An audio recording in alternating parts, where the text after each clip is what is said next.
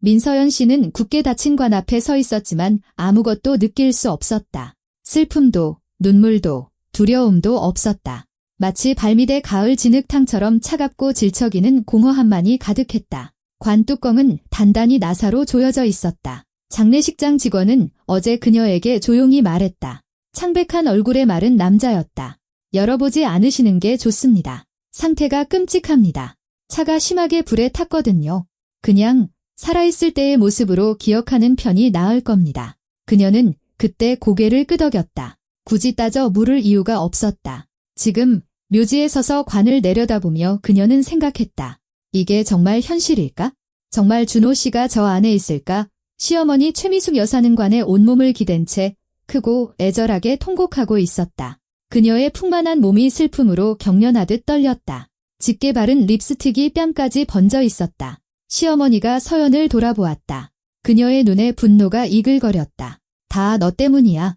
내가 우리 아들 못 살게 굴었잖아. 너한테서 도망치려고 죽어라 일만 했는데 넌 집에 편히 앉아서 달라고만 했지. 서연은 침묵했다. 무슨 말을 할 수 있을까? 지난 10년간 밥하고 청소하고 퇴근하는 남편을 기다리며 돈이 어디에 쓰이는지 한 번도 묻지 않았던 순종적인 아내였다고 말할까? 대학 졸업장이요.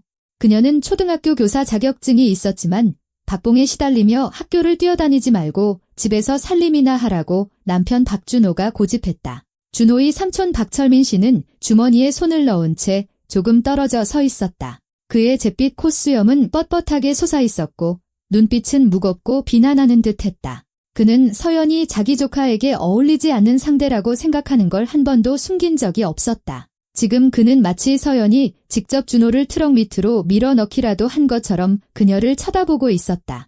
이웃들은 수근거렸다. 아래층에 사는 젊은 엄마 안소희 씨가 다가와 서연의 어깨를 어색하게 감싸 안았다. 힘내요.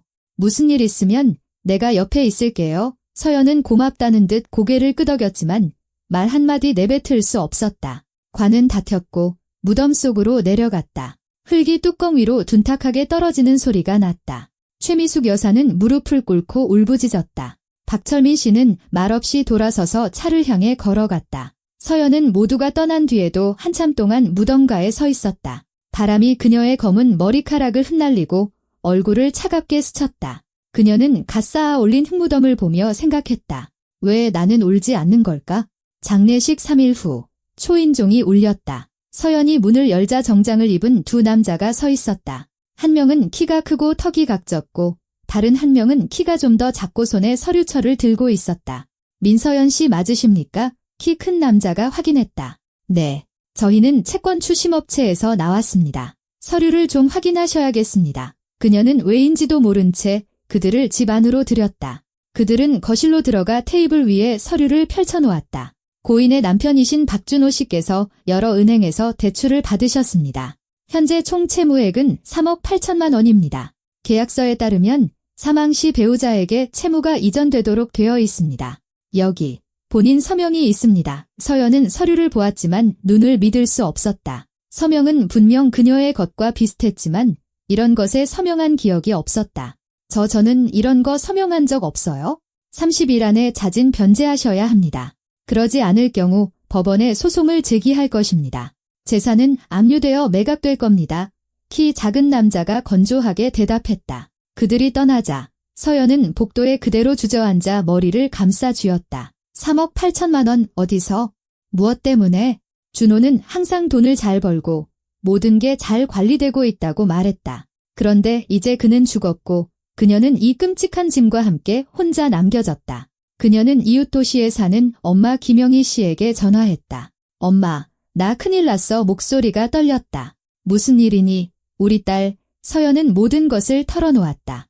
엄마는 한동안 말이 없다가 깊은 한숨을 내쉬었다. 내가 남편한테만 의지하는 건 위험하다고 말했잖니. 하지만 나한테 그런 돈은 없단다. 서연아, 내 연금 뻔히 알잖니? 오빠가 조금 도와줄 수는 있겠지만 그건 세 발의 피일 거야. 그녀의 오빠 민우석은 1시간 뒤에 다시 전화했다. 서연아, 내가 최대한 도와줄게. 근데 나도 가정이 있고 애들이 있잖아. 500만 원 정도는 마련할 수 있어? 그 이상은 힘들어. 고마워, 오빠. 그녀는 속삭였다. 고마워. 4억 가까운 돈에서 500만 원이라? 우스웠다. 서연은 아파트를 팔았다. 그것이 그녀에게 남은 유일한 것이었다. 도시 외곽에 있는 방 3개짜리 낡은 빌라는 금방 팔렸지만 그 돈으로는 빚의 일부를 갚는 데 그쳤다. 나머지는 여전히 무거운 짐처럼 그녀를 짓눌렀다. 그녀는 도시 반대편 끝에 있는 작은 고시원 방으로 이사했다. 12제곱미터 남짓한 공간, 공용 주방, 층마다 있는 공용 화장실, 이웃들은 공장 노동자, 학생, 독거노인들이었다. 그녀는 2주 동안 일자리를 찾았다. 교사 자격증은 쓸모가 없었다. 학교에서는 경력을 요구했고 그녀에게는 경력이 없었다. 마트에서도 카페에서도 거절당했다. 마침내 그녀는 구인 광고를 하나 보았다. 주유원 모집, 교대 근무, 경력 무관의 그녀는 면접을 보러 갔다. 꺼진 눈빛의 50대 남자인 소장은 그녀를 무심하게 쳐다보았다. 할 수 있겠어요? 할 수 있습니다. 그녀는 단호하게 대답했다. 좋아요. 모레부터 출근해요. 아침 8시부터 저녁 8시까지. 일은 와서 배우면 됩니다. 주유소는 도시 입구에 있었다. 이곳은 따뜻한 날에도 뼛속까지 파고드는 바람이 항상 불었다. 서연은 첫 근무에 나섰다. 10월 초, 근무조장인 김정숙 씨가 그녀를 맞았다. 50대인 그녀는 거친 얼굴과 차가운 잿빛 눈을 가지고 있었다. 민서연 씨, 그녀는 서연을 위아래로 훑어보았다. 좋아. 잘 봐, 오래 가르쳐줄 생각 없으니까. 저게 주육이야. 손님들은 다양하고 진상도 많아. 싸우지는 말돼. 당하고만 있지도 마, 알았어? 네, 알겠습니다에 서연이 고개를 끄덕였다. 그리고 앉아 뭉개지 말고. 저기 벌써 줄 서잖아. 처음 며칠은 지옥 같았다. 손에서는 휘발유 냄새가 났고 계속 서 있느라 허리가 아팠으며 피로에 머리가 윙윙거렸다. 손님들은 소리치고 서두르고 일부는 노골적으로 무례했다. 서연은 말없이 이를 악물고 자기 일을 했다. 그녀와 함께 일하는 사람은 2명 더 있었다. 이선희 씨는 40대 수다쟁이 아줌마로 손님이 주유소를 떠나기 무섭게 그에 대해 이러쿵저러쿵 떠들어댔다. 저것 봐. 제 차 몰고 와서는 잔돈 한 푼까지 다 챙겨가네. 짠돌이 같으니라고. 선희 씨, 상관없는 일에 신경 꺼. 김정숙 씨가 퉁명스럽게 말했다. 왜 이래? 그냥 그렇다는 거지. 야간 근무 아르바이트를 하는 대학생 김민수도 있었다. 그는 거의 말이 없었지만 한 번은 서연이 무거운 오일 상자를 들지 못하고 낑낑거릴 때 말없이 다가와 도와주었다. 고마워요. 그녀가 말했다. 그는 고개를 끄덕이고 가버렸다. 한 달이 지났다. 서연은 이래도 추위와 피로에도 익숙해졌다. 그녀는 감정을 차단하고 그저 해야 할 일을 하는 법을 배웠다. 채권 추심원들은 끈질겼다. 그들은 매일 전화하고 문자를 보내고 만남을 요구했다. 한 번은 주유소로 직접 찾아오기까지 했다. 금요일 저녁 무렵이었다. 근무가 끝나갈 무렵이라 서연은 고시원으로 돌아가 침대에 쓰러질 생각만 하고 있었다. 그때 검은 차 한 대가 주육이 앞으로 다가왔고 그 안에서 바로 그 2 남자, 각진 턱의 키 큰 남자와 서류철을 든 키 작은 남자가 내렸다. 민서연 씨, 키 큰 남자가 소리쳤다. 한참 찾았잖소. 김정숙 씨가 계산대에서 내다보았다. 저 사람들은 또 누구야? 채권자들이에요. 서연이 조용히 대답했다. 무슨 생각들이야? 여긴 주유소지. 해결사 노름하는 데가 아니라고. 썩 꺼져요. 이 여자랑 얘기 좀 하고 갈 거요. 남자가 차분하게 대답했다. 그들이 가까이 다가왔다. 서연은 손이 떨리기 시작하는 것을 느꼈다. 우리가 당신을 잊을 거라고 생각했나? 키 큰 남자가 씩씩거렸다. 여기에 숨으면 다 될 줄 알았어? 숨은 적 없어요. 그녀는 차분하게 말하려고 애쓰며 대답했다. 일하고 있어요. 갚을 수 있는 만큼 갚을 거예요. 당신이 갚는 건 푼돈이야. 제대로 된 돈이 필요하다고 계약서에 명시된 대로. 전 더 이상 가진 게 없어요. 찾아내든 뭘 팔든 빌리든 해. 우린 상관없어. 하지만 2주 안에 최소 1,000만 원이라도 입금되지 않으면 법원에 갈 거고 그러면 당신한테 남은 건 모조리 압류될 거야. 그들은 떠났다. 서연은 움직일 수 없는 채로 서 있었다. 김정숙 씨가 다가와 말없이 그녀의 어깨에 손을 얹었다. 힘내, 아가씨. 더 나쁜 일도 있는 법이야? 일주일 후 그녀의 인생을 송두리째 바꿔놓을 사건이 일어났다. 토요일이었다. 바람이 불고 구름 낀 날이었다. 서연은 주유기 옆에 서서 낡은 국산차에 기름을 넣고 있었다. 그때 비싼 검은색 세단이 주유소로 들어왔다. 그녀는 그 차가 최신형 벤츠라는 것을 알아보았다. 차가 주유기 앞에 섰다. 운전석에서 정장을 입은 젊은 남자가 내렸다. 그는 눈에 띄게 초조해 보였고 계산대로 향했다. 그 순간 차에서 한 남자가 내렸다. 키가 크고 40대 중반쯤 되어 보이는 값비싼 캐시미어 코트를 입은 남자였다. 의지가 강해 보이는 단호한 얼굴에 꿰뚫어 보는 듯한 검은 눈을 가졌다. 그는 주위를 둘러보더니 휴대폰을 꺼내 번호를 눌렀다. 서연은 무심코 대화의 일부를 엿들었다. 네, 압니다. 하지만 벌써 늦었습니다. 알겠습니다. 다시 시도해보죠. 그는 통화를 끝내고 운전사를 돌아보았다. 최 기사, 서둘러야겠어. 운전사는 고개를 끄덕였다. 남자는 차에 기대어 눈을 감았다. 그는 지치고 긴장해 보였다.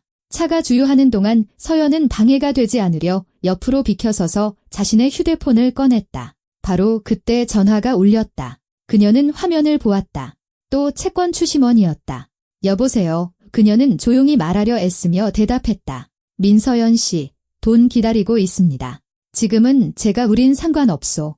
기한은 줬잖소. 제발 일주일만 더 주세요. 돈을 구하겠습니다.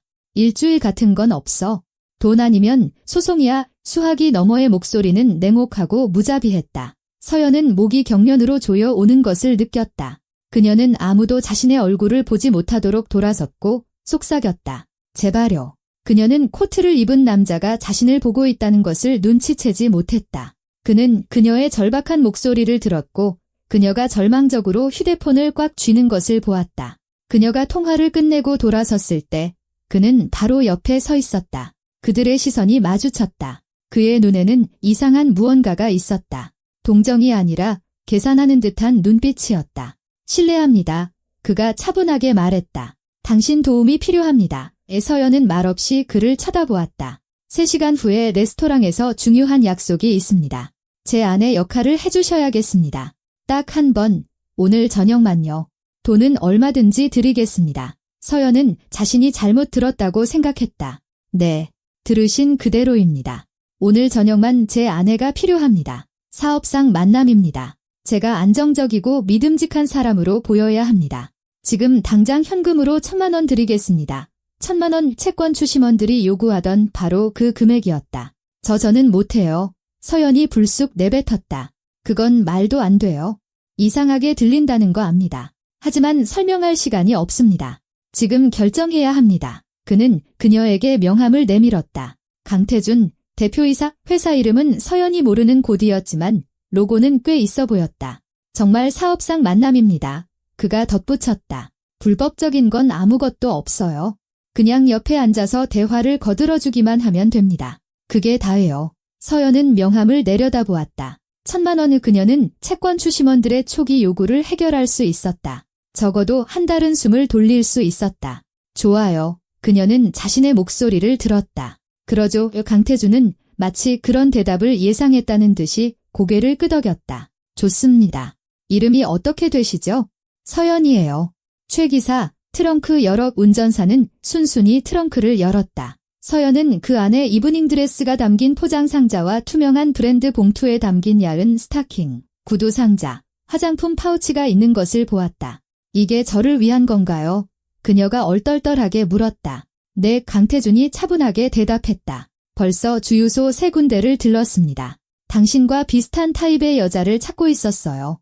너무 어리지도 너무 화려하지도 않은 자연스러운 사람. 당신이 적합합니다. 서연은 놀라움과 기묘한 두려움이 뒤섞인 감정을 느꼈다. 그는 이걸 미리 계획했다. 준비하고 있었다. 가서 갈아입으세요. 강태준이 말했다. 시간이 별로 없습니다. 서연은 계산대를 돌아보았다.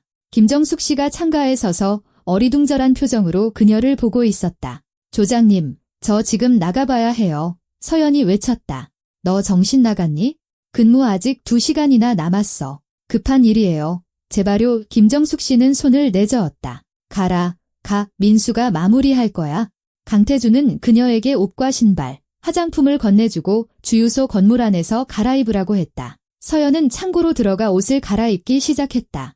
드레스는 회색빛이 도는 파란색으로 단정하면서도 우아했다. 굽이 낮은 구두는 편안했다. 화장품은 완벽하게 어울렸다. 그녀는 세수를 하고 티슈로 얼굴을 닦고 가볍게 화장을 했다. 머리를 풀어 빗었다. 거울 속 자신을 보고 그녀는 알아보지 못했다. 기름때 묻은 점퍼를 입은 주유원에서 세련되고 자신감 있는 여성으로 변해 있었다. 서연은 밖으로 나와 차에 탔다. 강태준이 옆자리에 최 기사가 운전석에 앉았다.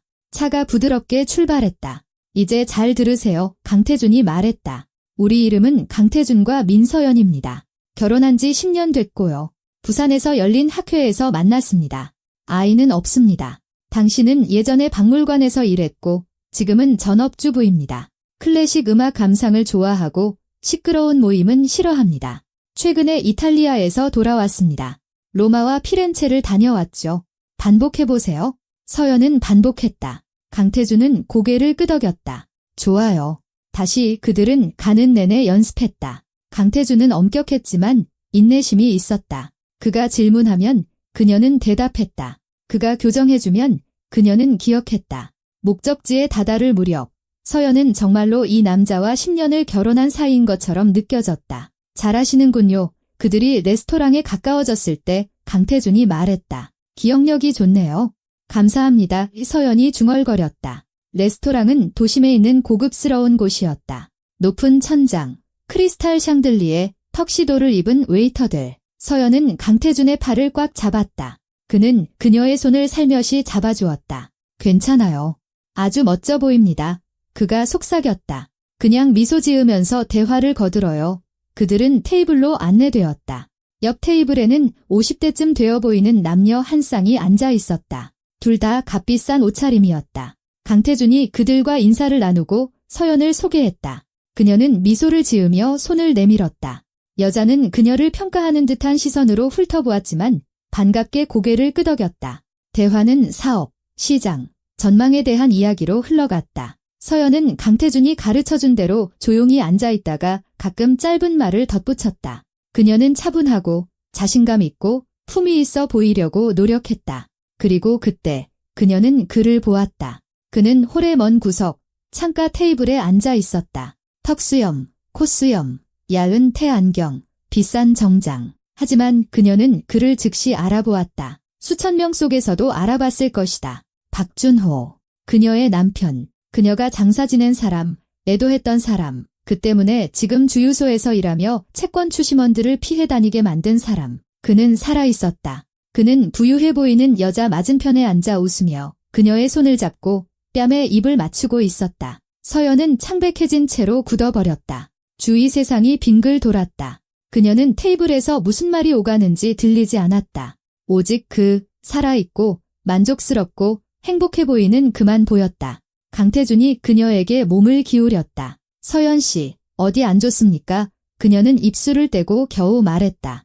여보, 저 잠시 화장실 좀 다녀올 수 있을까요? 네, 여보. 잠시 실례하겠습니다. 5분만 자리를 비우겠습니다. 그 부부는 너그럽게 고개를 끄덕였다. 그들은 화장실 방향으로 걸어가다 홀에서는 보이지 않는 창가에 멈춰섰다. 제 남편이에요. 강태준은 미간을 찌푸렸다. 뭐라고요? 저기 구석에 있는 남자요. 제 남편, 준호 씨예요. 그는 죽었어야 해요. 한 달 전에 제가 장례를 치렀다고요. 강태준은 천천히 고개를 내밀어 구석 테이블 쪽을 보았다가 다시 서연을 보았다. 확실합니까? 물론이에요. 강태준은 말이 없었다. 그의 얼굴은 여전히 무표정했지만 눈에는 날카롭고 차가운 무언가가 스쳐 지나갔다. 그렇다면 그가 조용히 말했다. 우리 심각하게 이야기해야겠습니다. 서연은 고개를 끄덕였다. 그녀도 구석 너머로 준호를 보며 시선을 뗄 수 없었다. 그는 잔을 들어 여자와 건배하고 마셨다. 그는 그녀를 알아채지 못했고 이쪽을 쳐다보지도 않았다. 그녀는 억지로 미소를 지었다. 강태준의 말이 맞다. 그들은 이야기를 해야 한다. 하지만 먼저 이 자리를 끝까지 지키고 역할을 끝까지 해내야 한다. 왜냐하면 이제 그녀에게는 목표가 생겼기 때문이다. 이제 그녀는 무엇을 해야 할지 알았다. 그녀는 모든 것을 되돌려 놓을 것이다. 그가 살아있다는 것을 증명할 것이다. 그리고 그가 모든 눈물, 모든 잠 못 이루던 밤, 모든 두려움에 대해 대가를 치르게 할 것이다. 민서연은 등을 곧게 폈다. 강태준의 팔짱을 끼고 그들은 아무 일 없었다는 듯이 테이블로 돌아갔다. 그녀는 자리에 앉아 미소를 지으며 잔을 들고 차분하게 말했다. 만남을 위하여. 강태준은 존경심이 담긴 눈으로 그녀를 바라보며 잔을 들어 화답했다. 만남은 1시간 더 이어졌다. 서연은 등을 곧게 펴고 앉아 미소 지으며 대화를 이어갔다. 속은 부글부글 끓었지만 겉으로는 차분하고 우아하기까지 했다. 강태준은 몇 번이고 놀라움과 흥미가 섞인 눈으로 그녀를 힐끗 쳐다보았다. 그녀는 마치 성공한 사업가의 아내로 태어난 사람처럼 흠잡을 데 없이 역할을 해냈다. 강태준의 파트너인 황철수, 이지영 부부는 장비 납품 조건에 대해 논의했다. 서연은 짧고 정확한 말을 덧붙이거나 가끔 질문을 던졌다. 그녀는 자신의 존재가 중요한 역할을 하고 있음을 느꼈다. 황철수 부부는 강태준이 아내와 함께 온 것을 분명 좋게 평가했다. 그것은 그에게 신뢰와 안정감을 더해주었다. 민서연 씨, 이지영 씨가 그녀에게 말을 걸었다. 우리 사업 얘기 때문에 지루하시겠어요? 전혀요. 서연이 미소 지었다. 흥미로운데요. 게다가 태준 씨는 집에서 회사 얘기를 잘 안 해서요. 자세한 얘기를 들으니 좋네요. 이지영 씨는 웃음을 터뜨렸다. 우리 남편도 똑같아요. 과묵하다니까. 황철수는 헛기침을 했지만 미소를 지으며 고개를 끄덕였다. 박준호는 여전히 구석에 앉아 있었다. 서연은 그쪽을 보지 않으려고 애썼지만 주변 시야로 그가 50대쯤 되어 보이는 값비싸고 잘 관리된 여성 동반자를 즐겁게 해주는 모습이 보였다. 여자는 큰 소리로 웃고 그의 손을 만지고 몸을 가까이 기울였다. 준호는 만족스럽고 편안해 보였다. 죄책감이나 두려움의 그림자조차 없었다.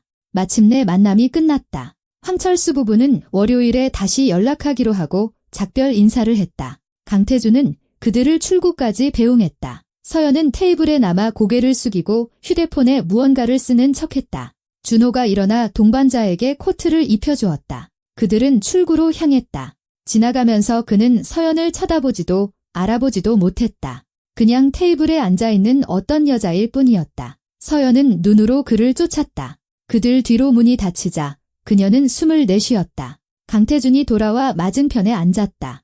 이제 전부 말씀해 주시죠. 그가 나지막하지만 단호하게 말했다. 서연은 고개를 끄덕이고 마음을 가다듬고 이야기하기 시작했다. 침착하게, 조목조목, 히스테리 없이. 그녀는 준호와의 결혼 생활, 그가 일을 못하게 한 것, 한 달 전 사고로 사망했다는 소식을 들은 것, 굳게 다친 관, 장례식, 그리고 빚에 대해 이야기했다. 3억 8천만 원이요. 그녀가 말했다. 저는 그 대출에 대해 전혀 몰랐어요. 하지만 서류에 있는 서명은 제 것이 맞아요. 필적 감정도 그렇다고 했고요. 아마 그 사람이 가족 서류라고 하면서 서명을 받아냈겠죠. 저는 믿고 읽어보지도 않았고요. 아파트를 팔고 고시원으로 이사하고 주유소에 취직했지만 턱없이 부족해요. 채권 추심원들이 저를 괴롭히고 돈을 요구하고 있어요. 강태준은 끼어들지 않고 조용히 들었다. 그녀가 말을 마치자 그는 잠시 생각에 잠겼다가 물었다. 그게 그 사람이라고 확신합니까? 물론이에요. 10년을 같이 살았어요. 어디서 어떤 모습으로 있든 알아볼 수 있어요. 수염, 안경은 좋은 위장이죠. 하지만 당신 말이 맞다면 강태준은 생각에 잠겨 말을 멈췄다. 이건 심각한 범죄입니다. 사망 서류 위조, 사건 조작, 사기. 알아요. 서연이 조용히 말했다. 하지만 제가 어떻게 증명하죠? 누가 저를 믿어주겠어요? 저는 빚더미에 앉은 주유원일 뿐이에요. 서류상으로 그는 죽은 사람이고요. 강태준은 그녀를 유심히 바라보았다. 제가 도와주길 원합니까? 네. 제가 왜 그래야 하죠? 서연은 그의 시선을 피하지 않았다. 대표님은 정의로운 분이니까요. 적어도 제게는 그렇게 보였습니다. 강태준은 말없이 서연을 바라보았다. 그의 시선은 평가하는 듯했지만 차갑지는 않았다. 그는 마치 그녀의 말을 저울질하고 그 진실성을 시험하는 듯했다. 당신 말이 맞습니다. 마침내 그가 말했다. 저는 불의를 싫어합니다. 하지만 이런 일을 돕는 것은 간단치 않습니다. 시간, 돈, 위험이 따릅니다.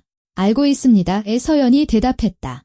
그래서 자선을 바라는 게 아닙니다. 저는 거래를 하고 싶습니다. 강태준은 한쪽 눈썹을 치켜 올렸다. 어떤 거래요?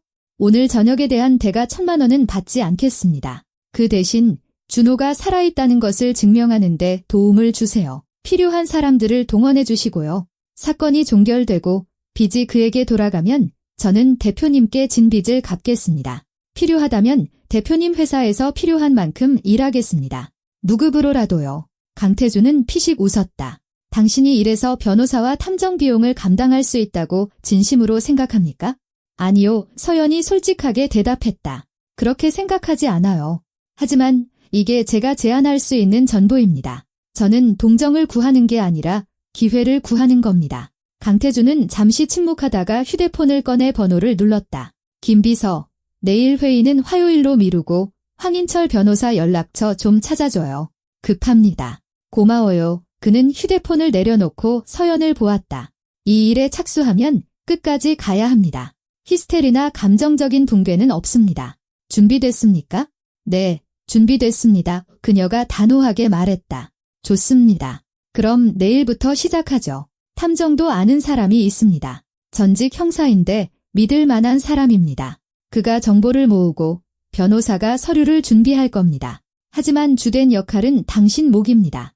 남편에 대한 모든 것을 기억해내야 합니다. 도움이 될 만한 거라면 뭐든지 기억해낼게요. 서연이 약속했다. 강태준은 고개를 끄덕이고 웨이터를 불러 계산했다. 그들은 레스토랑을 나섰다. 밖은 상쾌했고 가벼운 바람이 불었다. 최 기사가 이미 차 앞에서 기다리고 있었다. 이제 집까지 모셔다 드리겠습니다. 강태준이 말했다. 네, 부탁드립니다. 서연이 동의했다. 그들은 말없이 차를 타고 갔다. 서연은 창밖을 보며 일어난 모든 일을 곱씹었다. 오늘 아침만 해도 그녀는 춥고 지친 채 주유소에 서 있었는데 지금은 자신을 돕기로 한 남자 옆에 앉아 비싼 차를 타고 있었다. 비현실적으로 느껴졌다. 오늘 아주 잘 해냈습니다. 갑자기 강태준이 말했다. 황철수 부부도 만족한 것 같더군요. 계약은 성사될 겁니다. 감사합니다. 서연이 조용히 대답했다. 당신은 감각이 있어요. 언제 말해야 하고 언제 침묵해야 하는지 알더군요. 드문 재능입니다. 서연은 무슨 말을 해야 할지 몰랐다. 차가 낡고 허름한 고시원 건물 앞에 멈췄다. 여기에요. 그녀가 말했다. 강태준은 초라한 외관과 벗겨진 벽을 훑어보았다. 내일 오전 10시까지 이 주소로 오세요. 그가 명함을 건넸다. 제 회사 사무실입니다. 변호사와 만날 겁니다. 알겠습니다. 서연은 명함을 받았다. 감사합니다. 천만에요. 안녕히 주무십시오. 민서연 씨. 안녕히 주무세요.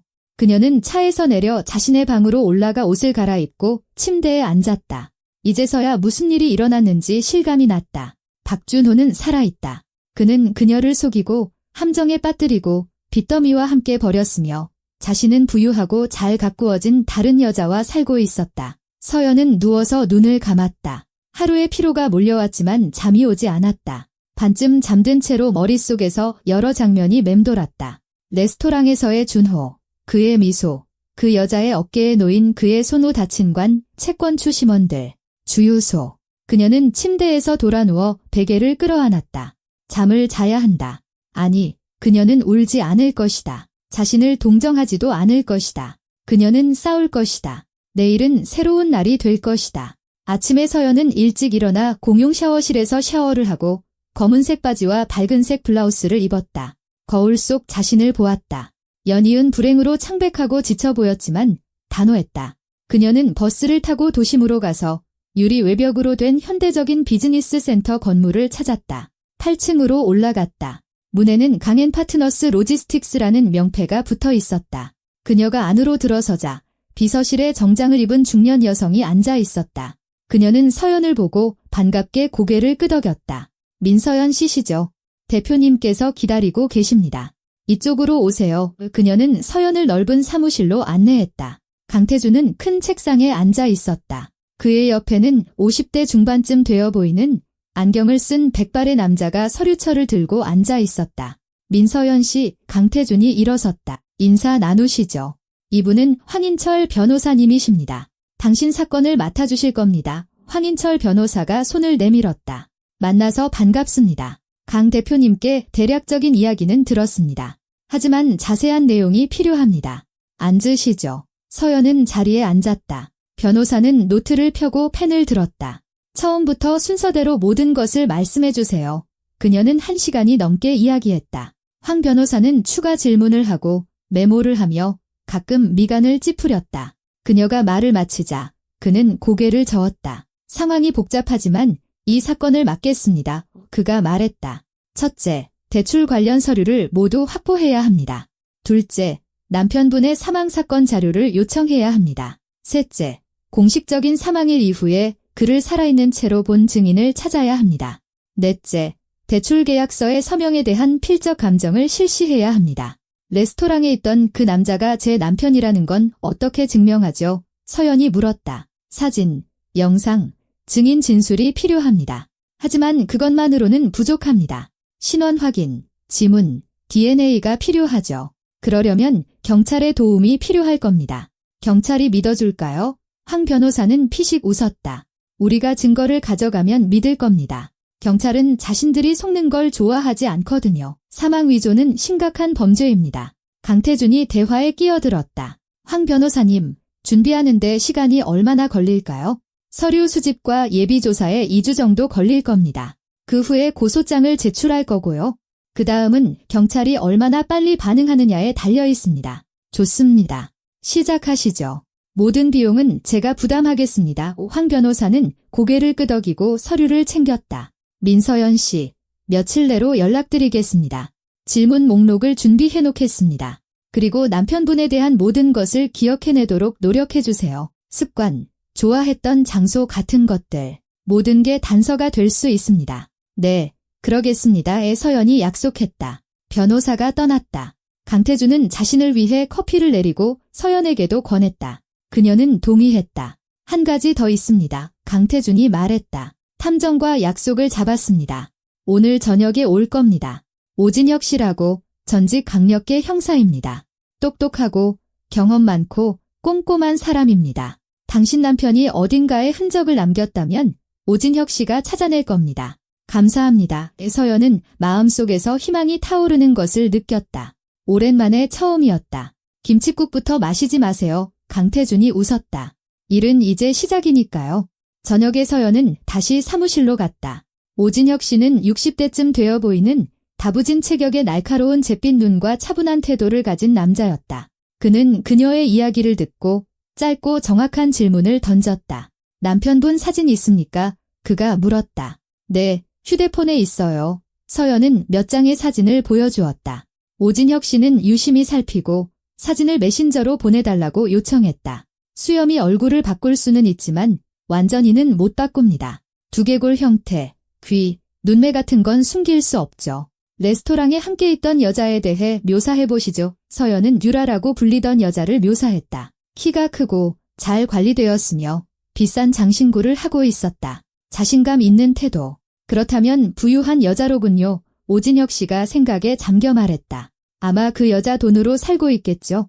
그게 일을 더 쉽게 만듭니다. 그런 여자는 시내에 많지 않아요. 아는 사람들을 통해 확인해 보겠습니다. 미용실, 부티크, 레스토랑 같은 곳에서는 다 알 겁니다. 그 다음은요? 서연이 물었다. 그 다음엔 그들이 사는 곳을 찾아낼 겁니다. 감시를 시작하고 사진, 영상 같은 증거를 모아서 변호사에게 넘기고 경찰서로 갈 겁니다. 모든 것이 간단하고 논리적으로 들렸지만 서연은 실제로는 훨씬 더 복잡할 것이라는 것을 알았다. 오진혁 씨, 만약 그가 미행당하는 걸 알게 되면요. 알아채지 못할 겁니다. 탐정이 차분하게 대답했다. 저는 이 일을 30년 했습니다. 제 대상들이 알아챘다면 저는 벌써 이 직업에 없었을 겁니다. 강태준은 오진혁 씨를 배웅하고 사무실로 돌아왔다. 피곤하시겠군요. 그가 서연에게 말했다. 집에 가서 쉬세요. 내일 전화해서 소식을 전해드리겠습니다. 서연은 고개를 끄덕였다. 그녀는 정말로 감정적으로, 육체적으로 지쳤지만 마음속에는 희망의 불꽃이 타오르고 있었다. 이제 그녀는 혼자가 아니었다.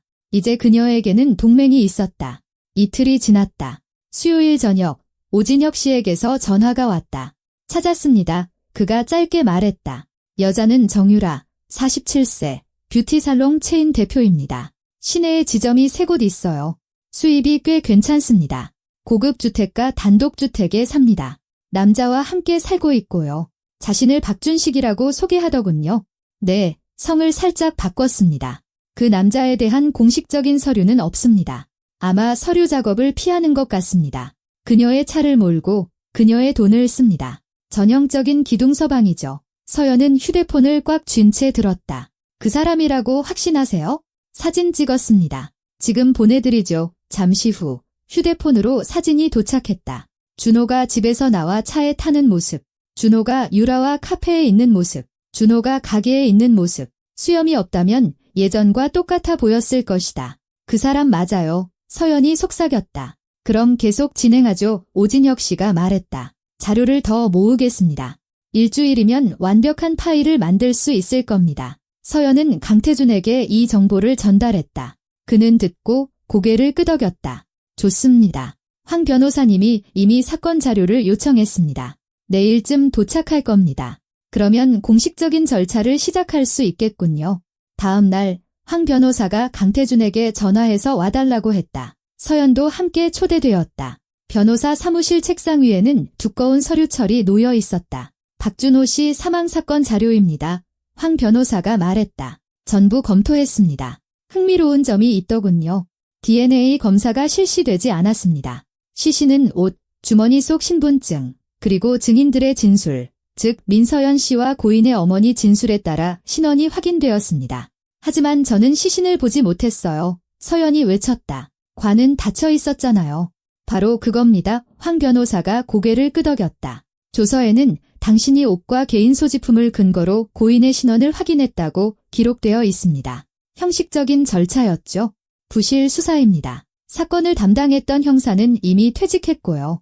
아마 귀찮아서 일을 서둘러 마무리한 것 같습니다. 그러니까 아무도 그게 정말 박준호인지 확인하지 않았다는 거군요. 강태준이 미간을 찌푸렸다. 그렇습니다. 그리고 더 보세요. 사고 하루 전 시내에서 비슷한 나이와 체격의 노숙자 한 명이 실종됐습니다. 수색했지만 찾지 못했고 사건은 종결됐습니다. 서연은 등골이 오싹해지는 것을 느꼈다. 설마 제 생각에 당신 남편은 모든 것을 아주 치밀하게 계획한 것 같습니다. 황 변호사가 단호하게 말했다. 적당한 사람을 찾아 유인해서 죽이거나 혹은 그냥 시신을 이용한 거죠. 자기 옷을 입히고 신분증을 넣고 사고를 위장한 겁니다. 자, 박준호는 죽은 사람이 된 거죠. 서연은 두 손으로 얼굴을 가렸다. 끔찍했다. 준호가 사람을 죽였을 수도 있다. 무엇을 위해서? 빚에서 벗어나기 위해서. 그 여자를 위해서. 이제 어떻게 해야 합니까? 강태준이 물었다. 이제 경찰서로 갑니다. 황 변호사가 단호하게 말했다. 이 자료들과 오진혁 씨의 사진, 그리고 민서연 씨의 진술서를 가지고요. 사문서 위조, 사기, 그리고 살인 가능성에 대한 형사 고발을 요구할 겁니다. 서연은 고개를 들었다. 저 준비됐어요. 그녀가 말했다. 가서 신고하겠어요. 강태준은 존경심이 담긴 눈으로 그녀를 바라보았다. 그럼 내일 아침에 가시죠. 저도 함께 가겠습니다. 황 변호사가 고개를 끄덕였다. 저도요. 우리가 함께 가면 더 귀 기울여 들을 겁니다. 서연은 낭떠러지 끝에 서 있는 기분으로 사무실을 나섰다. 내일부터 진짜 전쟁이 시작될 것이다. 하지만 그녀는 두렵지 않았다. 그녀는 이 전쟁에 임할 준비가 되어 있었다. 아침은 춥고 흐렸다. 서연은 일찍 일어나 샤워기 아래 오래 서서 마음을 진정시키려 애썼다. 오늘 그녀는 경찰서에 갈 것이다. 오늘 그녀는 남편이 살아있고 모두를 속였으며 어쩌면 사람을 죽였을지도 모른다고 공식적으로 신고할 것이다. 그녀는 가장 좋은 옷, 준호가 죽기 전에 어떤 공식적인 자리를 위해 샀던 짙은 회색 정장을 입었다. 그때는 그런 자리가 인생에 있을 거라고 생각했지만 오늘까지는 없었다. 강태준이 차를 보냈다. 최 기사는 그녀를 사무실까지 데려다 주었고 그곳에서 세 사람, 서연, 강태준, 황 변호사는 시경찰청으로 향했다. 건물은 밖에서 보기에 잿빛이고 우중충했으며 안은 파란색 벽과 갈색 리놀륨 바닥이었다. 황 변호사는 자신있게 민원실로 가서 자신을 소개하고 형사와의 면담을 요청했다. 젊은 경위인 담당자는 호기심 어린 눈으로 그들을 쳐다보았다. 무슨 일로 오셨습니까? 사문서 위조 및 살인 가능성에 대한 고소장 제출 건입니다. 황 변호사가 또렷하게 말했다. 경위는 자세를 바로 했다. 앉아서 기다리십시오. 곧 형사님을 부르겠습니다. 그들은 20분쯤 기다렸다. 마침내 짧은 머리에 제복을 입은 40대쯤 되어 보이는 매력적인 갈색 눈의 여성이 나타났다. 그녀는 자신을 소개했다. 형사 윤지수입니다. 사무실로 들어오시죠. 사무실은 서류철로 가득 찬 캐비닛으로 빽빽한 작은 공간이었다. 윤 형사는 책상에 앉아 그들에게 맞은편에 앉으라고 권했다. 말씀하시죠. 서연이 이야기하기 시작했다. 그녀는 차분하고 조리 있게 세부 사항을 놓치지 않고 말했다. 윤 형사는 들으면서 가끔 추가 질문을 하고 메모했다. 서연이 말을 마치자 형사는 말했다. 심각한 고발이군요. 증거가 있습니까? 황 변호사가 서류철, 오진혁 씨의 사진, 준호의 사망 사건 자료를 책상 위에 올려놓았다. 여기 초기 사건 자료입니다. 보시다시피 DNA 검사는 실시되지 않았습니다. 신원 확인은 형식적으로 이루어졌고요. 여기 다른 사람 행세를 하며 비슷한 성씨인 박준식과 같은 이름 준호를 쓰는 남자의 사진입니다. 그리고 사고 하루 전에 실종된 노숙자에 대한 자료도 있습니다. 윤 형사는 서류를 유심히 검토했다. 그녀의 얼굴은 무표정했지만 서연은 그녀의 눈에 흥미의 불꽃이 있는 것을 보았다. 남편분이 다른 사람의 시신을 이용해 자신의 죽음을 위장했다고 주장하시는 겁니까? 네, 서연이 단호하게 대답했다. 그리고 지금은 다른 여자와 함께 살면서 채권자들과 법, 그리고 저를 피해 숨어 지내고 있습니다. 네. 윤 형사는 강태준을 보았다. 선생님은 이 이야기에서 어떤 역할이시죠? 증인입니다. 강태준이 차분하게 대답했다. 저는 레스토랑에서 그 남자를 봤습니다. 민서연 씨가 그를 남편으로 알아봤고 그래서 돕기로 결심하셨다고요? 네, 저는 사람들이 속는 걸 좋아하지 않습니다. 윤 형사는 생각에 잠겨 펜으로 책상을 두드렸다. 좋습니다. 고소장을 접수하고 조사를 지시하겠습니다. 당신들의 말이 사실로 확인되면 형사사건으로 입건할 겁니다. 하지만 만약 무고한 사람을 모함한 것으로 드러나면 그 결과는 심각할 것이라는 점을 경고합니다. 저는 아무것도 꾸며내지 않았습니다. 서연이 단호하게 말했다. 저는 사실을 말하고 있습니다. 두고 보죠. 윤 형사는 서류를 작성하기 시작했다. 서연은 고소장에 서명했다. 황 변호사는 자신의 연락처를 남겼다. 강태준도 마찬가지였다. 일주일 내로 조사를 진행하겠습니다. 윤 형사가 말했다. 연락드리겠습니다. 그들이 건물을 나왔을 때 서연은 다리가 후들거리는 것을 느꼈다. 강태준이 그녀의 팔을 부축했다. 잘하셨습니다. 그가 말했다. 훌륭하게 버텨냈어요. 감사합니다. 그녀가 속삭였다. 황 변호사가 고개를 끄덕였다. 윤 형사, 유능한 사람입니다. 사건을 대충 덮지 않을 거예요. 이제 기다리는 일만 남았습니다. 5일을 기다려야 했다. 서연은 주유소에서 일했다. 김정숙 씨는 결국 그녀의 갑작스러운 외출을 용서하고 다시 받아주었다. 이선희 씨는 물론 캐묻는 것을 참지 못했다. 그때 어디로 그렇게 쌩하고 달려갔어? 돈 많은 남자라도 만났나? 볼 일이 있어서요. 서연이 짧게 대답했다. 무슨 볼일인데? 이선희 씨는 끈질겼다. 제 개인적인 일이요. 김정숙 씨가 소리쳤다. 선희 씨, 묻지 말라는데 끼어들지 마. 이선희 씨는 토라져 입을 다물었다. 김민수는 몇 번인가 생각에 잠긴 눈으로 서연을 쳐다보았다. 한 번은 둘만 남았을 때 다가왔다. 안 좋은 일 있으셨던 것 같은데 곧 잘 해결되길 바랄게요. 혹시 필요하면 말해요. 제가 도울 수 있을지도 모르니까요. 고마워요. 민수 씨, 서연은 미소 지었다. 그는 고개를 끄덕이고 돌아갔다. 좋은 청년이다. 이런 사람이 많지 않다는 게 아쉬웠다. 엿새째 되는 날 윤 형사에게서 전화가 왔다. 민서연 씨, 경찰서로 와주세요. 새로운 소식이 있습니다. 서연은 경찰서로 달려갔다.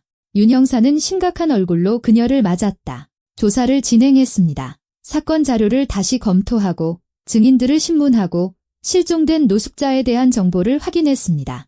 또한 박준식이라고 자칭하는 남성과 동거하는 여성의 신원도 확인했습니다.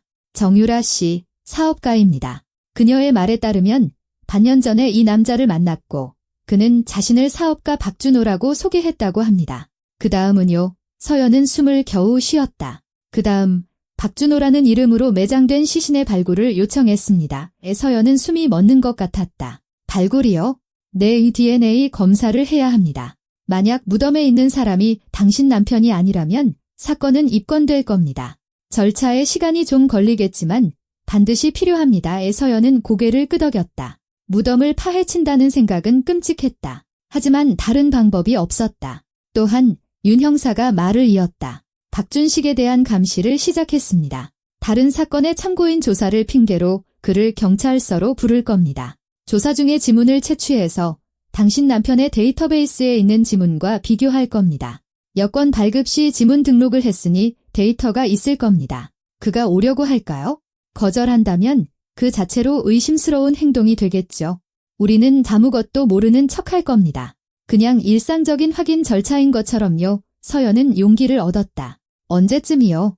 내일입니다. 결과가 나오는 대로 바로 알려드리겠습니다. 다음 날은 고통스러울 정도로 길었다. 서연은 일에 집중할 수 없었다. 김정숙 씨는 몇 번이나 그녀에게 주의를 주었다. 이선희 씨는 또 무슨 일이냐고 캐물으려 했다. 서연은 입을 다물었다. 저녁에 윤 형사에게서 전화가 왔다. 민서연 씨, 지문이 일치했습니다. 정유라 씨와 동거하며 박준식이라는 이름을 쓰는 남자는 당신 남편이 맞습니다. 무덤에서 나온 DNA 분석 결과도 나왔습니다. 박준호가 아닙니다. 그 실종된 노숙자 곽상철 씨입니다. 서연은 의자에 주저앉았다. 그렇다면 사실이었다. 모든 게 사실이었다. 이제 어떻게 되나요? 그녀가 물었다. 이제 형사사건으로 입건합니다. 혐의는 사문서 위조, 사기, 그리고 살인입니다. 내일 아침에 체포할 겁니다. 공식 진술을 해주셔야 합니다. 네, 가겠습니다. 서연이 단호하게 말했다. 그녀는 강태준에게 전화해서 모든 것을 이야기했다. 그는 듣고 잠시 침묵하다가 말했다. 그렇다면 모든 게 확인됐군요. 축하합니다. 대단하십니다. 민서연 씨. 감사합니다. 그녀가 진심으로 말했다. 대표님 없었으면 해내지 못했을 거예요. 천만에요. 당신 스스로 해낸 겁니다. 시간이 좀 더 걸렸을 뿐이겠죠? 아침에 서연은 다시 경찰서로 갔다. 윤 형사는 여러 형사들과 함께 그녀를 맞았다. 지금 체포하러 갈 겁니다. 그녀가 말했다. 함께 가시거나 여기서 기다리셔도 됩니다. 가겠습니다. 서연이 단호하게 말했다. 그들은 세 대의 차에 나눠 타고 출발했다. 정유라의 집은 고급 단독주택 단지에 있었다. 높은 담장, 잘 가꾸어진 잔디, 비싼 보안 시스템. 형사들이 인터폰을 눌렀다. 정유라 자신이 문을 열었다. 비싼 가운을 입은 키 크고 잘 가꾸어진 모습이었다. 경찰을 보고 그녀는 창백해졌다. 무슨 일이시죠? 정유라 씨, 박준호, 혹은 그가 지금 자칭하는 박준식이 필요합니다. 집에 있습니까? 네, 그런데 무슨 일이시죠? 문을 열어주십시오. 정유라가 대문을 열었다. 경찰들이 집으로 들어갔다. 서연은 차에 남아 있었지만 열린 문을 통해 모든 것을 볼 수 있었다. 준호가 방에서 나왔다. 그는 실내복 차림의 맨발이었다. 경찰을 보고 그는 멈춰섰다. 박준호 씨, 선임 형사가 물었다. 전 준식인데요. 무슨 사문서 위조 및 사기 혐의로 체포합니다. 당신은 묵비권을 행사할 수 있고 뭐라고요? 준호는 창백해졌다. 무슨 위조요? 무슨 말씀이시죠? 당신이 자신의 죽음을 위장했다는 사실에 대해서 말입니다. 준호는 뒷걸음질 쳤다. 그의 얼굴이 공포로 일그러졌다. 저는 이해할 수 없습니다. 이해하게 될 겁니다. 갑시다. 정유라가 소리쳤다. 준호 씨, 무슨 일이에요? 무슨 죽음이요? 준호는 그녀를 돌아보며 입을 열었지만 아무 말도 하지 못했다. 그는 수갑이 채워진 채 집 밖으로 끌려 나왔다. 정유라가 뒤따라 뛰쳐나왔지만 형사가 그녀를 막았다. 진정하십시오, 부인. 모든 것을 밝혀낼 겁니다. 서연은 준호가 차에 태워지는 것을 보았다. 그가 고개를 들었고 갑자기 그녀를 보았다. 그들의 시선이 마주쳤다. 그의 눈에는 충격, 공포, 이해할 수 없다는 표정이 담겨 있었다. 그녀는 그를 차분하게 악의나 증오 없이 그저 바라보았다. 차가 출발했다. 준호는 끌려갔다. 윤 형사가 서연에게 다가왔다. 이제 수사가 시작될 겁니다. 진술도 해야 하고 대질 신문에도 참여해야 합니다. 준비되셨습니까? 네, 준비됐습니다. 서연이 말했다. 그녀는 정말로 준비가 되어 있었다. 이 모든 것을 겪을 준비가. 왜냐하면 이제 그녀는 진실이 승리할 것이라는 것을 알았기 때문이다. 준호는 그가 저지른 모든 일에 대해 대가를 치를 것이다. 그리고 그녀는 자신의 삶을 되찾을 것이다. 수사가 시작되었다. 준호는 구치소에 수감되었고 국선 변호인이 지정되었다. 서연은 거의 매일 조사를 받으러 불려갔다. 그녀는 같은 이야기를 반복했다. 준호와 어떻게 살았는지, 그가 일을 못하게 했는지, 갑작스럽게 그의 사망 소식을 어떻게 들었는지, 어떻게 다친 관을 묻었는지, 어떻게 그의 빚과 함께 남겨졌는지, 윤 형사는 꼼꼼하고 강경하게 일했다. 그녀는 모든 은행 서류를 확인하고 대출 계약서에 있는 서연의 서명을 하나하나 검토했으며 필적 감정 전문가를 불렀다. 민서연 씨, 감정 결과를 받은 후 형사가 말했다. 계약서의 서명은 위조된 것입니다. 전문가가 확인했습니다. 당신의 필체를 모방한 것이지만 다른 사람의 손으로 쓰여졌다고 합니다. 아마 당신 남편이겠죠? 서연은 눈을 감았다. 그렇다면 그는 그녀의 서명을 위조하고 그녀의 이름으로 대출을 받고 모든 것을 미리 계획했던 것이다. 그런데 채권 추심원들은 서명이 진짜라고 했었다. 빚을 저한테 떠넘기려고 했던 거군요. 그녀가 속삭였다. 맞습니다. 이윤 형사가 고개를 끄덕였다. 그는 자신이 사라질 것을 알면서 대출을 받았습니다. 그리고 당신에게도 책임을 전가시켜 자신이 죽었을 경우 은행이 당신에게 돈을 요구하도록 한 겁니다. 전형적인 사기 수법이죠. 그 노숙자는 어떻게 된 건가요? 윤 형사의 표정이 어두워졌다. 곽상철 씨, 53세. 전직 건설 노동자였지만 알코올 중독으로 노숙 생활을 했습니다. 증인 진술에 따르면 사고 이틀 전 정체불명의 남자와 함께 있는 모습이 목격되었습니다. 그 남자가 술을 사주며 대화를 나눴다고 합니다. 그 후 곽상철 씨는 사라졌고 다음 날 사고가 일어났습니다. 준호가 그를 죽인 건가요? 수사 중입니다. 하지만 부검의 예비 소견에 따르면 곽상철 씨는 사고 전에 사망했습니다. 사인은 불량 주류로 인한 중독사입니다. 아마 당신 남편이 독이 든 술을 건네고 그가 죽기를 기다렸다가 자기 옷으로 갈아입히고 신분증을 넣은 뒤 사고를 위장했을 가능성이 큽니다. 서연은 속이 울렁거렸다. 준호가 사람을 죽였다. 냉혈하게, 계산적으로, 돈을 위해, 애인과의 새로운 삶을 위해. 그는 어떤 처벌을 받게 되나요? 살인, 사기, 사문서 위조. 모든 혐의가 입증되면 최소 15년은 받을 겁니다. 준호와의 대질 신문은 일주일 후에 잡혔다. 서연은 이 만남을 준비했지만 그럼에도 불구하고 긴장되었다. 그가 정유라의 집에서 끌려간 이후로 그를 본 적이 없었다. 그들은 다른 문으로 형사 사무실에 들어왔다. 준호는 초췌하고 면도도 하지 않은 채 수감복을 입고 있었다. 서연을 보고 그는 움찔했다. 앉으세요. 윤 형사가 지시했다. 박준호 씨, 자신의 죽음을 위장한 사실을 인정합니까? 준호는 침묵했다. 그의 변호사인 신경질적인 태도의 젊은 남자가 그에게 몸을 기울여 무언가 속삭였다. 진술을 거부하겠습니다. 준호가 잠긴 목소리로 말했다. 좋습니다. 그럼 민서연 씨의 진술을 기록하겠습니다. 윤 형사는 서연에게 돌아섰다. 두 분의 결혼 생활에 대해 말씀해 주시죠. 서연이 이야기하기 시작했다. 그녀는 감정 없이 차분하게 말했다. 준호가 일을 금지했던 것, 돈을 혼자 관리했던 것, 출장을 핑계로 자주 집을 비웠던 것, 위장 사망 직전에 신경질적이고 짜증이 많아졌던 것에 대해 준호는 고개를 들지 않고 들었다. 정유라 씨와의 관계에 대해 알고 있었습니까? 윤 형사가 물었다. 아니요. 레스토랑에서 그날 저녁에 처음 알았습니다. 박준호 씨. 이윤 형사가 그에게 돌아섰다. 하실 말씀 있습니까? 그가 고개를 들었다. 그의 눈에는 절망이 가득했다. 서연아, 그가 쉰 목소리로 말했다. 미안해. 이러려고 했던 건 아니야? 내가 꼬였어. 빚이 계속 늘어났어. 감당할 수가 없었어. 유라가 도와주겠다고 했는데 내가 자유로워져야만 한다고 했어.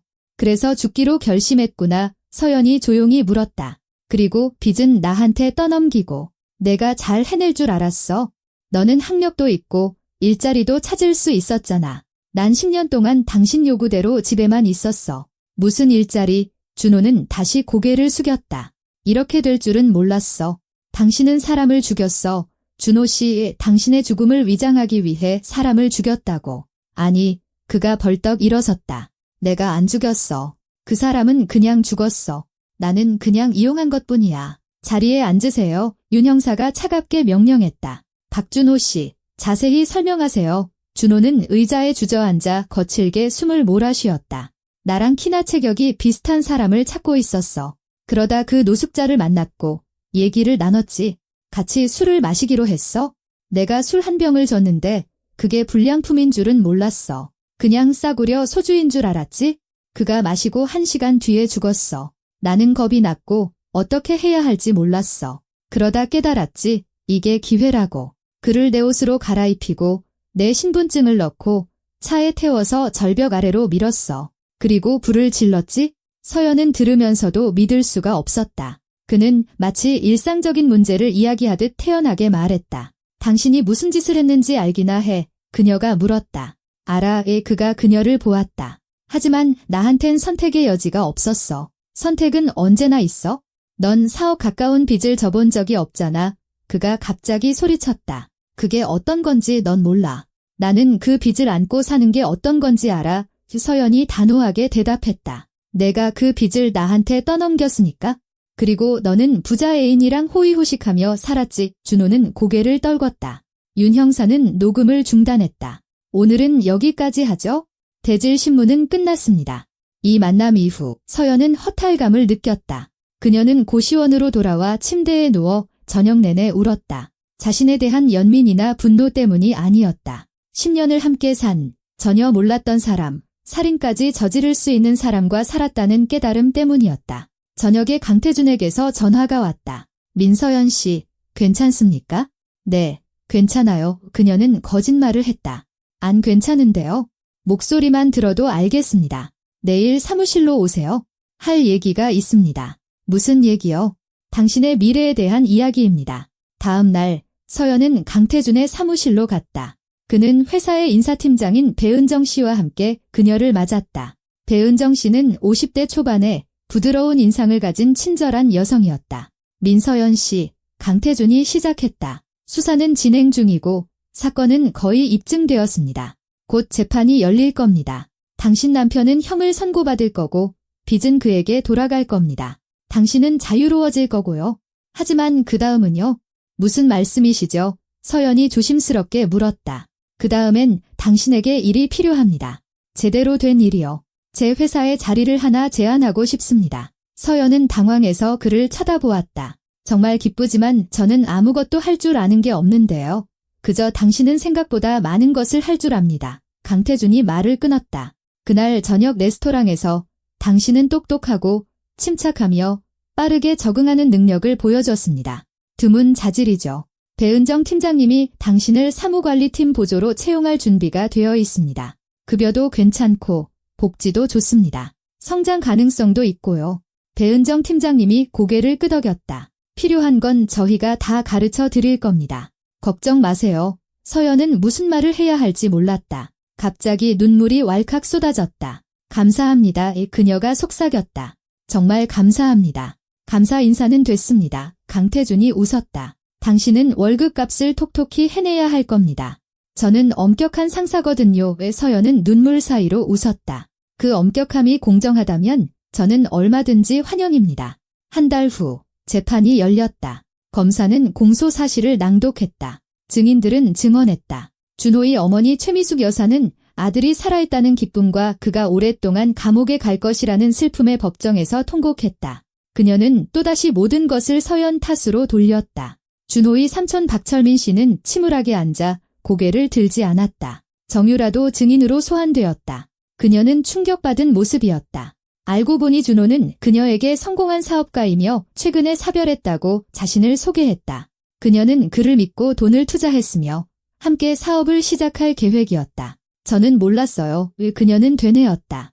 저는 그가 정직한 사람인 줄 알았어요. 서연은 악의 없이 그녀를 바라보았다. 정유라도 피해자였다. 단지 더 부유한 피해자일 뿐. 준호는 피고인석에 창백하고 풀이 죽은 채 앉아 있었다. 판사가 판결문을 낭독할 때 그는 미동도 하지 않았다. 피고인을 살인, 사기, 사문서 위조 혐의로 유죄로 인정한다. 징역 14년에 처한다.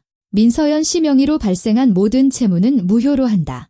채무는 피고인 박준호에게서 추징한다. 서연은 숨을 내쉬었다. 모든 것이 끝났다. 그녀는 자유였다. 준호는 끌려나갔다. 그는 문 앞에서 돌아서서 서연을 보았다. 그의 시선에는 애원과 후회가 담겨 있었다. 하지만 너무 늦었다.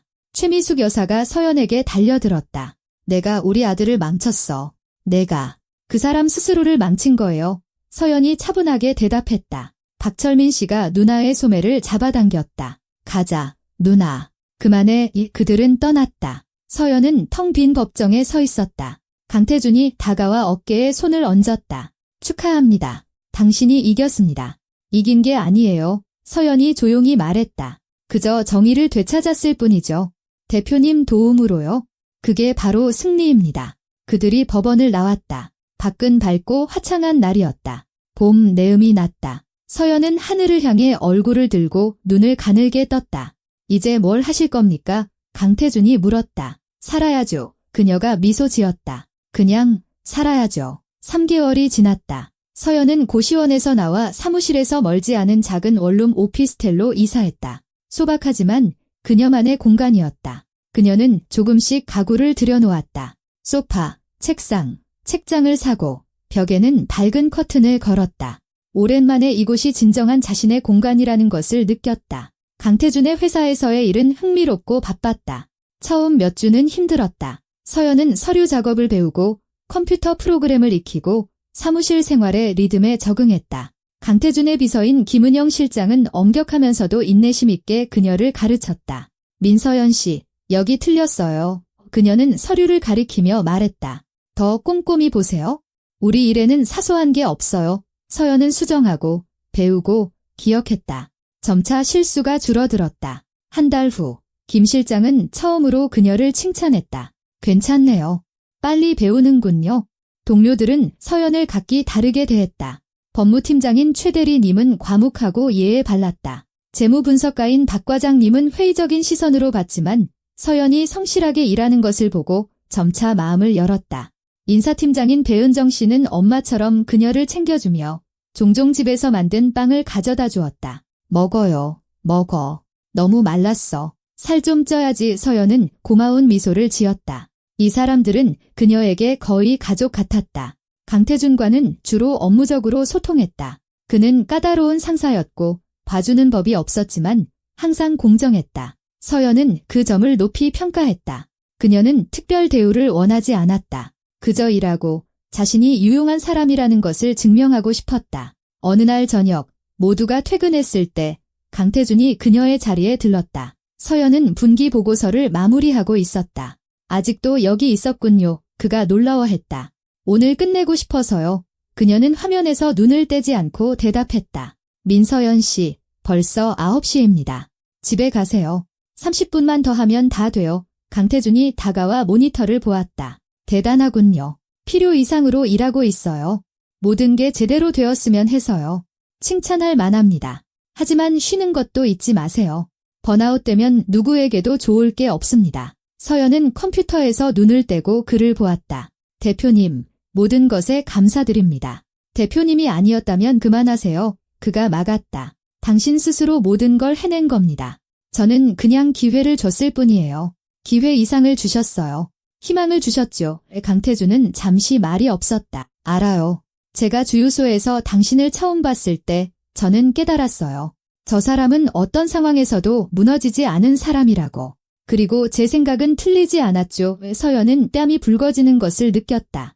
저는 그냥 포기하고 싶지 않았을 뿐이에요. 그게 바로 힘입니다. 그들은 잠시 침묵했다. 그러다 강태준이 미소 지었다. 좋아요. 보고서 마무리하세요. 기다렸다가 집에 데려다 주겠습니다. 아니에요. 저 버스 타고 갈게요. 너무 늦었어요. 반대하지 마세요. 서연은 고개를 끄덕였다. 30분 후 그들은 차로 내려갔다. 최 기사는 이미 퇴근했다. 강태준이 직접 운전석에 앉았다. 그들은 말없이 갔지만 침묵은 편안했다. 어머님은 어떠세요? 갑자기 강태준이 물었다. 다른 도시에 사신다고 했죠? 네, 잘 지내세요. 매주 통화해요. 제가 잘 지내는 걸 기뻐하세요. 오빠도 그렇고요. 한번 오려고 했는데 제가 괜찮다고 했어요. 가족들한테서 떼어놓고 싶지 않아서요. 이해합니다. 강태준이 고개를 끄덕였다. 그들은 서연의 집 앞에 도착했다. 그녀는 문을 열고 돌아섰다. 감사합니다. 일도, 그리고 다른 모든 것도요. 천만에요. 안녕히 주무세요.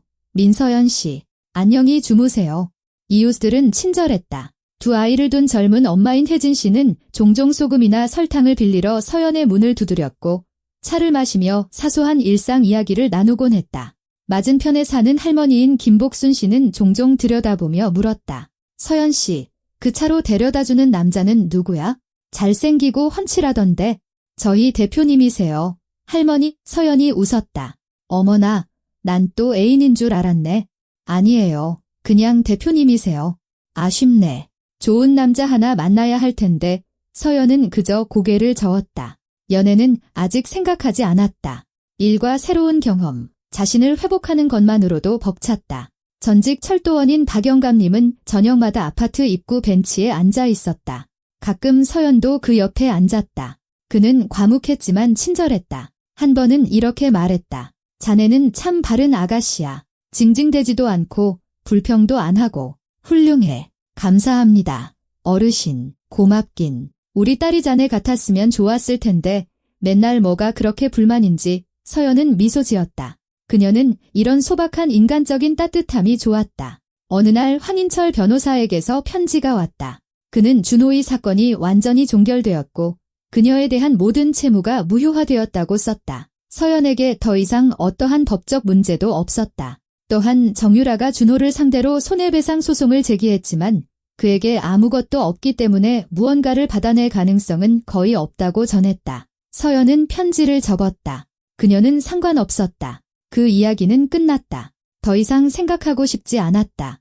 그날 저녁, 강태준이 퇴근 후에 그녀를 붙잡았다. 민서연 씨, 제안할 게 있습니다. 네, 말씀하세요. 일주일 후에 출장을 갑니다.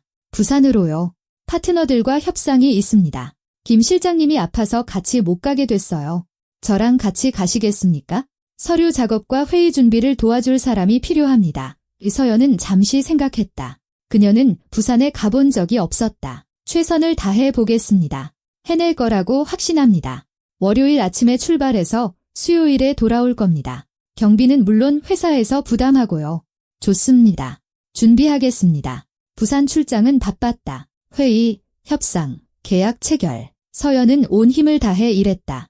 서류를 준비하고 회의를 조율하고 일정을 관리했다. 강태준은 몇 번이나 만족스러운 듯 고개를 끄덕였다. 훌륭합니다. 둘째 날 저녁, 협상이 일찍 끝났다. 강태준이 제안했다. 민서연 씨, 3시간 정도 여유가 생겼습니다. 부산시립미술관에 가본 적 있습니까? 아니요, 한 번도요. 그럼 갑시다. 부산에 와서 미술관을 안 보고 갈 수는 없죠. 그들은 갔다. 미술관은 서연에게 깊은 인상을 남겼다. 거대한 전시실, 위대한 거장들의 그림, 고풍스러운 가구, 조각품들. 그녀는 넋을 잃고 걸으며 시선을 뗄 수 없었다. 아름답죠? 강태준이 물었다. 정말 굉장해요. 그녀가 속삭였다. 이런 건 한 번도 본 적 없어요. 세상은 넓습니다. 민서연 씨, 그리고 흥미로운 것들로 가득하죠. 내 벽 안에 갇혀있지 마세요. 인생을 마음껏 사세요. 그녀는 그를 보았다. 대표님 말이 맞아요. 저는 너무 오랫동안 세장 속에 살았어요. 이제 거기서 나와야 할 때예요. 바로 그겁니다. 그들이 미술관을 나왔을 때는 이미 어둑해져 있었다. 강태준은 해운대에 있는 작은 레스토랑에서 저녁을 먹자고 제안했다. 그들은 창가에 앉아 음식을 주문했다. 민서연 씨, 강태준이 시작했다. 할 말이 있습니다. 네. 당신은 이 몇 달 동안 정말 많이 변했습니다. 더 자신감 있고 더 강해졌어요. 제가 당신을 도울 수 있어서 기쁩니다. 저도 기뻐요. 대표님께서 제 인생을 바꿔주셨어요. 당신 스스로 바꾼 겁니다. 저는 그저 필요한 순간에 옆에 있었을 뿐이죠. 서연은 미소 지었다. 대표님, 개인적인 질문 하나 드려도 될까요? 물론입니다. 왜 그때 주유소에서 저에게 아내 역할을 해달라고 제안하셨나요? 진짜 이유가 궁금해요. 강태준은 잠시 침묵하며 해운대의 불빛을 바라보았다. 솔직히 말하면 저도 결혼했었습니다. 10년 전에 아내가 교통사고로 세상을 떠났어요. 그 후로는 누구와도 가까워질 수 없었죠. 하지만 사업 파트너들은 계속해서 성공한 사업가에게는 가정이 필요하다고 넌지시 말하더군요. 그날 만남에 황철수 부부가 있었는데 그분들은 보수적인 분들입니다. 가족의 가치를 중요하게 생각하죠. 그래서 속임수를 쓰기로 했습니다. 배우를 고용하려고 미리 준비했죠. 그러다 당신을 본 겁니다. 춥고 지쳤지만 꺾이지 않은 당신을요. 그리고 깨달았죠? 저 사람은 생존을 위해 역할을 연기하는 게 어떤 건지 이해할 사람이라고. 서연은 숨을 죽이고 들었다.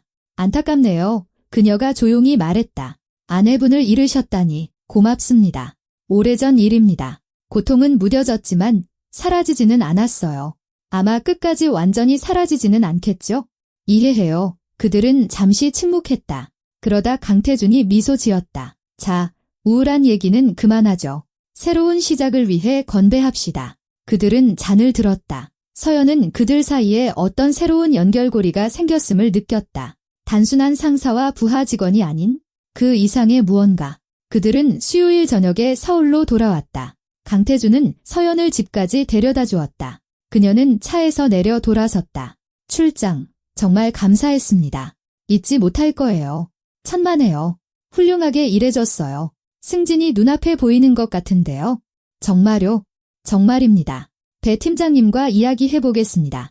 당신은 그럴 자격이 있어요. 서연은 미소 지었다. 현관으로 들어가 집으로 올라가 창가에 앉아 밤의 도시를 바라보았다. 가슴이 따뜻하고 평온했다. 그녀는 더 이상 미래가 두렵지 않았다. 모든 것이 잘 될 거라고 믿었다. 한 달 후, 서연에게 정말로 승진 제안이 왔다. 강태준의 총괄 업무 보좌역이었다. 월급은 올랐고 책임도 늘었지만 그녀는 잘 해냈다. 어느 금요일 저녁, 사무실이 텅 비었을 때 강태준이 그녀에게 다가왔다. 서연 씨, 오늘은 일 생각하지 말고 그냥 저녁이나 같이 할까요? 그녀는 놀란 눈으로 그를 쳐다보았다. 그냥 저녁이요? 네, 업무 얘기 없이요. 그냥 즐거운 저녁을 보내고 싶은 두 사람으로서요. 서연은 심장이 더 빨리 뛰는 것을 느꼈다. 그녀는 미소 지었다. 좋아요. 하지만 디저트는 제가 살게요. 강태준은 웃음을 터뜨렸다. 좋습니다. 그들은 함께 사무실을 나섰다. 차에 타서 날씨, 주말 계획 등 이런저런 이야기를 나누며 갔다. 가볍고 자유롭고 긴장감 없이 서연은 창밖을 보며 자신의 인생이 얼마나 변했는지 생각했다. 불과 반년 전만 해도 그녀는 춥고 지친 채 빚과 배신감에 짓눌려 주유소에 서 있었다. 그런데 지금은 자신을 구해준, 자신을 믿어준 단순한 상사를 넘어 그 이상의 존재가 된 남자 옆에 앉아 있었다. 그녀는 앞으로 어떻게 될지 몰랐고 예상하지도 않았다. 그저 오늘을 살았고 오랜 세월 만에 처음으로 진정으로 행복하다고 느꼈다. 레스토랑은 작고 아늑하며 라이브 음악이 흘렀다. 그들은 자리에 앉아 저녁을 주문하고 온갖 시시콜콜한 이야기를 나누며 웃었다. 강태준은 자신의 삶에서 겪은 재미있는 이야기를, 서연은 이유들 이야기를 했다. 디저트가 나왔을 때 서연은 웨이터에게 카드를 내밀었다. 이건 제가 살게요. 강태준은 반대하지 않고 미소 지었다. 고맙습니다. 천만에요. 그들은 커피를 다 마시고 거리로 나섰다. 날은 따뜻했고 봄 내음이 났다. 강태준이 서연을 보았다. 알아요. 그때 당신 주유소에 들르길 정말 잘한 것 같아요. 저도 기뻐요. 그녀가 미소 지었다. 그들은 나란히 거리를 걸었다. 모든 것이 아직 앞에 놓여있는 두 자유로운 사람으로서 인생은 때로 잔인한 교훈을 주지만 포기하지 않고 끝까지 싸우는 사람들은 항상 행복으로 가는 자신의 길을 찾는다. 서연은 배신, 고통, 굴욕을 겪었지만 무너지지 않았고 다시 시작할 힘을 찾았다. 왜냐하면 중요한 것은 당신에게 무슨 일이 일어나는지가 아니라 당신이 그것에 어떻게 반응하는가이기 때문이다.